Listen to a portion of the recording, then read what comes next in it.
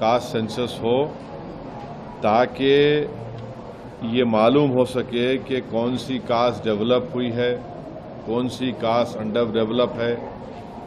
और दूसरा यह है कि फॉरवर्ड कास्ट में कितने वो लोग डेवलप हुए, कितने उसमें डेवलप नहीं हुए हैं।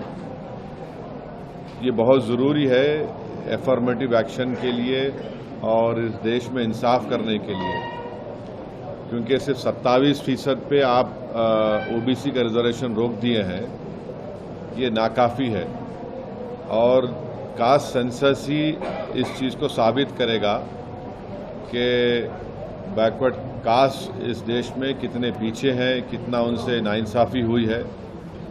तो हम बीजेपी से डिमांड करते हैं कि आप बार बार ये बोलते कि आप क्या बोले, विकसित भारत बोलते, जनधन बोले, फिर आप 370 निकाल दिए, ये सब चीज़ें आप बातें करें, मगर कास्ट सेंसस के ऊपर हमेशा आप पीछे हटते थे।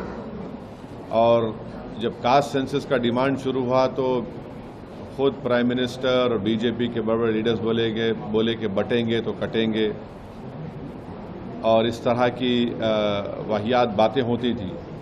मगर कास्ट सेंसस करना ज़रूरी है। हम बीजेपी से जानना चाहेंगे कि आप क्या इसको शुरू कब करेंगे। देखिए, सेंसस शुरू होना है तो कास्ट सेंसस होगा, फिर ये कंप्लीट कब होगा, क्या 29 के पार्लियामेंट इलेक्शन से पहले ये रिपोर्ट आ जाएगी या नहीं आएगी।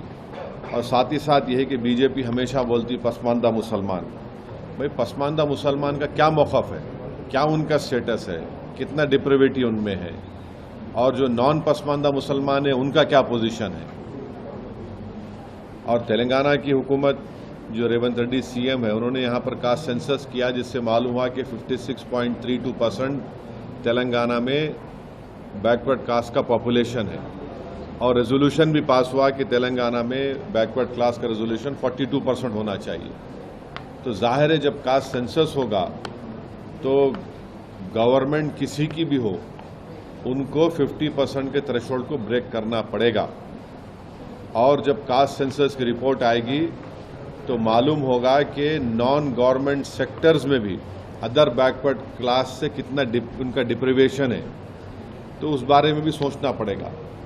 तो एफर्मेटिव एक्शन की बहुत ज़रूरी है। और ये जो नारा काशीराम ने दिया था कि जिसकी जितनी आबादी उतनी उसकी भागीदारी, ये इसको प्रैक्टिकली इम्प्लीमेंट करना है ज़रूरी हमारे भारत देश में।